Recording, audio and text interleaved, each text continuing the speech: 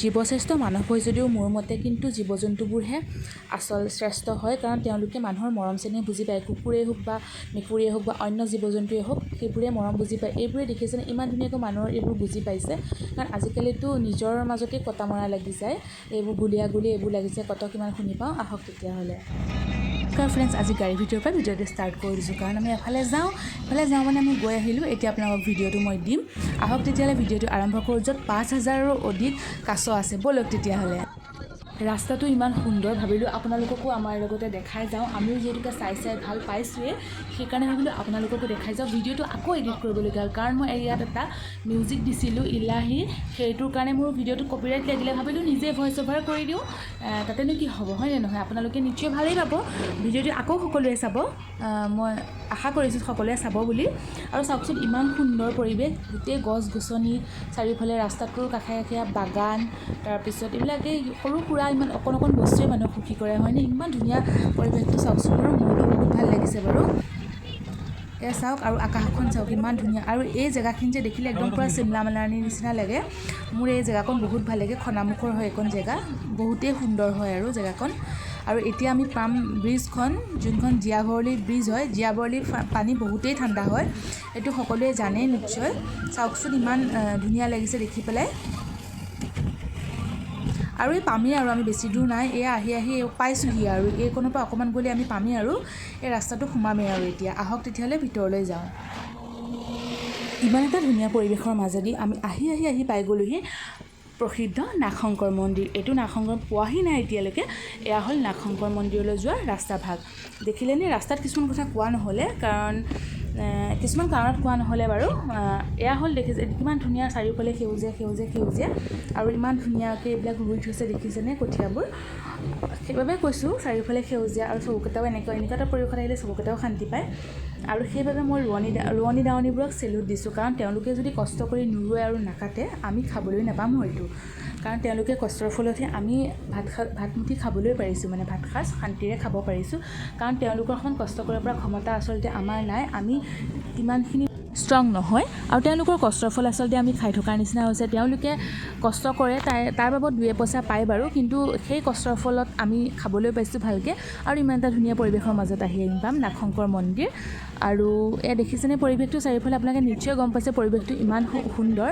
আৰু তাৰপিছত আহি আমি পাই গ'লোঁ, আমাৰ গাড়ীৰ আগৰ গণেশ বাবাকটো সেৱা কৰিছিলোঁ, লগতে দেখি গ'লোঁ অৰিজিনেল গণেশ বাবা। আমি তেওঁকো সেৱা কৰি আমি গাড়ীখন পাৰ্ক কৰাই লওঁ। শুনামতে এই মন্দিৰৰ এটা কথা, মানে শুনামতে যেতিয়া শিৱয়ে দ্বিতীয় কাশী বানৰজাই বনাইছিলে, সেয়া চাবলৈ আহি পেলাই যেতিয়া এটা শিৱলিংগ কম পাইছিলে, সেই দুখতে এই জেগাতেই ঢলি পৰিছিল তেওঁ। তেতিয়া তেওঁ নাভিৰ পৰা এই নাগশংকৰ মন্দিৰ হৈছিলে। আৰু এই মন্দিৰৰ বাহিৰত এই শুকান মাছৰে কাছক খুৱায়, আৰু ইমান ধুনীয়াকৈ এয়া সজাই থোৱা হৈছে, প্ৰতিখন দোকানেই ধুনীয়াকৈ সজাই থোৱা আছে। তাৰ পৰা মানুহে, ভক্তসকলে মানে পূজা অৰ্চনা কৰা বস্তু ল'ব পাৰে। আহক তেতিয়াহ'লে মন্দিৰৰ ভিতৰ ভাগলৈ যাওঁ। আচলতে নাগশংকৰ পিছতহে হ'ল নাগশংকৰ ৰজাই বনোৱাৰ কাৰণে আচলতে অৰিজিনেল নামটো হ'ল নাভিশংকৰ। এইখন হ'ল মেইন দুৱাৰ, এইখন দি আমি সোমাই যাম এতিয়া। সোমাই গৈ পেলাই আমাৰ লগতে আপোনালোকো ব'লকচোন, চাওক আমাৰ লগতে, নিশ্চয় চাইছে আমাৰ লগত চাওক বাৰু। এয়া হ'ল গাড়ী পাৰ্ক কৰা জেগা, এইবোৰ সকলোবোৰ গাড়ী পাৰ্ক কৰা জেগা। আৰু এইটো দেখিছে যে এইটো লজ হয়, কোনোবাই যদি বিয়া পাতে বা কিবাকিবি পতা হয়, সেইটো ল'লে ইচ্ছা কৰি ল'ব পাৰে। ইয়াত কিছুমান ৰুলছ আছে, এই ৰুলছবোৰ সকলোবোৰ আমি ফ'ল' কৰা দেখা নাপালোঁ। আৰু এই যে পানী টেংকিটো দেখিছে, তাৰ তলত আহি পেলাই হাত ধুব পাৰে, এইটো প্ৰসাদ ঘৰ। আমি ইয়াতে ভোগ আৰু প্ৰসাদ দি ল'লোঁ। তাৰপিছত আমি চাকি গছ লগাই ল'লোঁ। চাকি গছ লগাই পেলাই দেখিছেনে আমাৰ অহা দেৰি হৈছে, প্ৰায়বোৰ চাকি নুমাইছে, তথাপিও আমিও ধূপ আৰু এনেকৈ চাকি লগাই ল'লোঁ। লগাই সেৱা জনাই ল'লোঁ।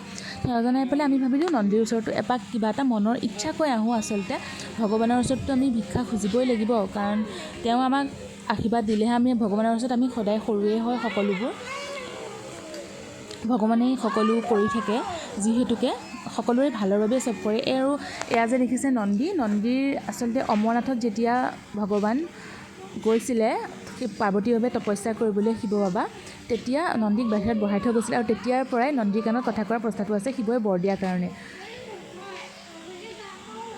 নন্দী এনেও শিৱৰ প্ৰিয় আছিলে, সকলোৱে জানেই। আৰু এই অৰ্জুন গছজোপাৰ বিষয়ে মই নজনা কথা গম পালোঁ। আপোনালোককো নিশ্চয় মই কথাটো শ্বেয়াৰ কৰিম, আপোনালোক উপকৃত হ'ব। আৰু আহক এতিয়া মন্দিৰৰ ভিতৰ ভাগলৈ। এই মন্দিৰ ভাগ বনোৱাইছিলে লোহিত বংশৰ ৰজা নাগশংকৰে এই মন্দিৰ ভাগ বনাইছিলে। আৰু তাৰপিছত 1400 শতিকাত আহোম স্বৰ্গদেউ চুচেনফাই এই মন্দিৰভাগ ভাগিজত পুনৰ নিৰ্মাণ কৰাইছিলে। আৰু ইয়াত দেখিছেনে গাঁতৰ নিচিনা যে আছে, তাতে আছে শিৱলিংগ আৰু তাতেই মানুহে পূজা অৰ্চনা কৰে। আৰু এই ৰাস্তাটো যে দেখিছে ছাইডৰ ৰাস্তাটো এইটো দি নামি গৈ পেলাই এনেকৈ তাতে সেৱা কৰিব পাৰে। সেইকেইটা শিৱলিংগ আছে, তাতে সেৱা কৰিব পাৰে। আৰু মণিকূটো আছে এনেকৈ, তাতেও মানুহে সেৱা কৰে। আৰু এইফালে বামুণ বহে, বামুণ মানে আৰু যোনজনে আমাক আশীৰ্বাদ দিব, ভগৱানৰ মধ্যস্থতাকাৰী আমাৰ আৰু ভগৱানৰ মাজৰ। দেখিছেনে মনটো কিয় পবিত্ৰ লাগিছে। আহক এতিয়া প্ৰসাদ খাওঁ। তেতিয়াহ'লে আমি যোৱা দেৰি যে প্ৰসাদ সোনকালেই দিলে, 1 বজাত প্ৰসাদ দিয়ে দিলে। তাৰপিছত এয়া সকলোবোৰ প্ৰসাদৰ কাৰণে বহি আছে, কিছুমানে পাইছে কিছুমানে নাই পোৱা, আমি বাৰু পালোঁ। ইয়াৰ যোনটো প্ৰসাদ হয়, মন্দিৰবোৰৰ প্ৰসাদটো খাই মোৰ বহুত ভাল লাগে। আধা মানে সিজে আধা নিসিজে তেনেকুৱা হৈ যায়। তাৰপিছতে আহি গ'ল খিচিৰিত অকণমান মই নেমু চেপি ল'লোঁ, তাতে দিয়া ৰঙালাও খাই দিলোঁ। আহক এতিয়া বাহিৰৰ পৰিৱেশটো চাওঁ। এইখন এখন পাৰ্ক হয়, সৰু পোৱালি আহিলে তেনেকৈ খেলিব পাৰে। এইফালে যায় আৰু এই চাৰিওফালৰ পৰিৱেশটো চাওকচোন কি সুন্দৰ। এইফালে এই পুখুৰীটোলৈ যায়। আহক আমি পুখুৰীটোলৈকে আহিছোঁ। ইয়াত 5000ৰো অধিক কাছ আছে। মইতো বহুত এক্সাইটেড, আপোনালোকে এক্সাইটেড নে? চাওকচোন, জীৱ জন্তুও বুজি পায় মৰমৰ কথা। মানুহে আচলতে বুজি নাপায় মৰম চেনেহৰ কথা, কিন্তু জীৱ জন্তুৱে বেছি ভালকৈ বুজি পায়।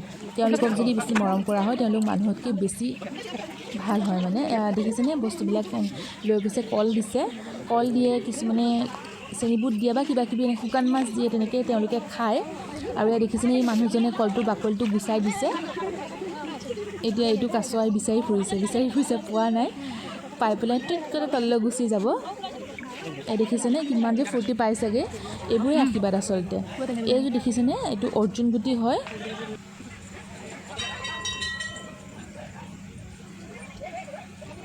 অৰ্জুন গুটি কেইটামান ময়ো ছিঙি ল'লোঁ। তাতে গম পালোঁ যে অৰ্জুন গুটি বোলে শুকুৱাই পেলাই কঁকালৰ বিষত যদি বন্ধা হয়, ফুটা কৰি পেলাই যদি বান্ধি দিয়া হয়, তেতিয়া বোলে কঁকালৰ বিষ ভাল হয়। ভাবিলোঁ কেতিয়াবা কাৰোবাৰ বাবে উপকৃত হ'ব, মই কেইটামান সেইকাৰণে ছিঙিয়ে আনিলোঁ। এইটো বেলেগ জেগাত ঘূৰিয়ে ফুৰা হয়, সেইকাৰণে এটা দিন ভগৱানৰ নামৰ কাৰণে দিলোঁ নহয়, আচলতে ভগৱানে আমাক দিয়াৰ কাৰণেহে আমি দিব পাৰিছোঁ। আৰু এনেকৈ ভিডিঅ'টো আজি সমাপ্ত কৰিছোঁ। আকৌ লগ পাম অন্য এটি ভিডিঅ'টো শেষলৈকে চাব। বহুত ধন্যবাদ।